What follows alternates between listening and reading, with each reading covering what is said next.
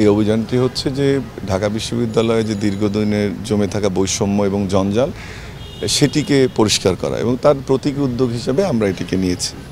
এটা মোটা দাগে 3 ধরনের বৈষম্য আমরা বলছি যে বিশ্ববিদ্যালয়ে দীর্ঘদিন থেকে ছিল। প্রথম বৈষম্য হচ্ছে হলগুলোতে, যে হলে ক্যাডারদের দৌরত্ব, ডাইনিং রুম, গেস্ট রুম, বড় ভাইদের আদেশ ফরমায়েশ খাটা, ডাইনিংয়ের ইস্যু, হলে ফাও খাওয়ার ইস্যু, সেই জিনিসগুলোকে আমরা বৈষম্য মনে করি এবং সেগুলোকে বিদায় করতেছি। এবং গতকাল আপনারা জানেন যে আমরা হল থেকে গেস্ট রুম এবং যে হলরুম কালচার সেটাকে বিলুপ্ত ঘোষণা করেছি আমাদের মিটিং।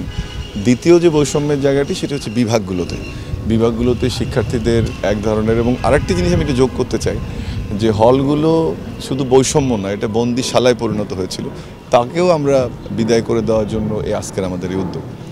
দ্বিতীয় যে কথাটি সেটা হচ্ছে যে বিভাগগুলোতে যে বৈষম্যের শিকার হয়েছিল শিক্ষার্থীরা, শিক্ষকদের দ্বারা দলীয় পরিচয়ে মার্কস দেয়া, কাউকে ফার্স্ট ক্লাস সেকেন্ড ক্লাস করানো, কম বেশি করানো, সেটি আমরা মনে করি যে একটি বড় বৈষম্য এবং দীর্ঘদিন থেকে এটি জিয়ে থেকেছে।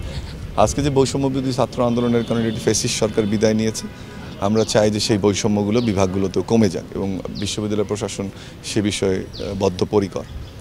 তৃতীয় যে বিষয়টি সেটি হচ্ছে যে আমাদের একটি অ্যাডমিনিস্ট্রেটিভ ফেইলিউর বিশ্ববিদ্যালয় ছিল, যে আমাদের অ্যাডমিনিস্ট্রেটিভ বিল্ডিংয়ের সার্ভিস, লাইব্রেরি সার্ভিস, বিশ্ববিদ্যালয় ক্যাম্পাসে অন্যান্য সুযোগ সুবিধা, সেগুলো সবসময় প্রশ্নের সম্মুখীন ছিল, বা ছাত্রছাত্রীর যে দাবি বা ছাত্রছাত্রীদের এক্সপেকটেশন সেটা কখনো মিট করতে পারেনি। তো আমরা আশা করি যে সেটিও দূর হবে। এবং এখন যে প্রশ্নটি আপনি করলেন যে শিক্ষার্থীদের এই যে অংশগ্রহণ, আজকে সলিমুল্লাহ শুধু নয়, ঢাকা বিশ্ববিদ্যালয়ের ইতিহাসের প্রথম শিক্ষার্থীদের উদ্যোগে স্বেচ্ছাসেবী পরিচ্ছন্নতা অভিযান, এটি এই অর্থে একটি ইউনিক ডে বা একটা স্পেশাল ডে। এবং আমাদের যে এক্সপেকটেশন ছিল যে যতজন শিক্ষার্থী অংশগ্রহণ করবে তার চেয়ে অনেক বেশি শিক্ষার্থী আসলে অংশগ্রহণ করছে, এটা আমাদের ধারণারও বাইরে।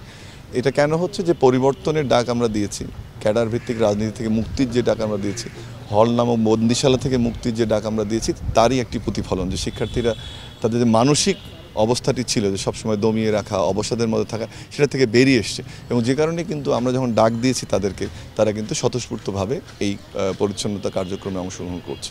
না, এটি একটি দীর্ঘ সূত্রিতার বিষয়। আমি কয়েকদিন আগে মত বিনিময় করেছি শিক্ষার্থীদের সঙ্গে।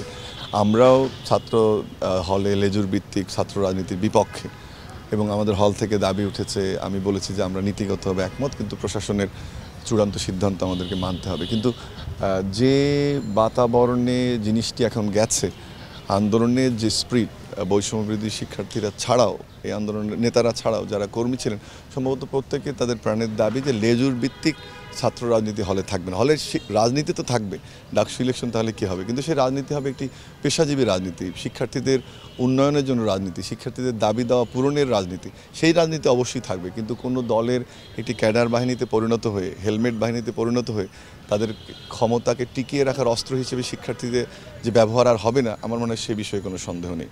এটি একটি ভালো প্রশ্ন আপনি করেছেন যে হলে অভিযান মানেই শুধু অস্ত্র উদ্ধারের অভিযান, শিক্ষার্থীদের বিতরণের অভিযান, কিন্তু আমরা এখানে একটা ভিন্নধর্মী উদ্যোগ নিয়েছি যে পরিষ্কার পরিচ্ছন্নতা অভিযান। আমরা অস্ত্র এখানে খোঁজার জন্য অভিযান পরিচালনা করছি না, এবং সে সম্ভাবনা আসলে নেই। আমরা হলগুলো যখন এখন দায়িত্ব নিয়েছি, আমি সহ অন্যান্য প্রভোস্টরা, আমরা এটা মোটামুটি নিশ্চিত যে ও ধরনের কোনো পরিস্থিতি এখানে নেই। আরেকটি হচ্ছে যে হলে অস্ত্র থাকতো কেন? বিশ্ববিদ্যালয় প্রশাসনের এক ধরনের পৃষ্ঠপোষকতা বা যে পুলিশ বাহিনী, তাদের পৃষ্ঠপোষকতা ছাড়া হলে অস্ত্র রাখা সম্ভব না। এখন যারা শিক্ষার্থীরা আছেন, সদ্য আন্দোলন করে একজন ফ্যাসিস্ট সরকারকে উৎখাত করেছে, তারা অস্ত্র নিয়ে কিন্তু নামেনি, তাদের বিরুদ্ধে অস্ত্রের ব্যবহার হয়েছে। সেজন্য আমরা এই মুহূর্তে অস্ত্রের কোনো উপস্থিতি হলে আছে বলে আমি মনে করি না।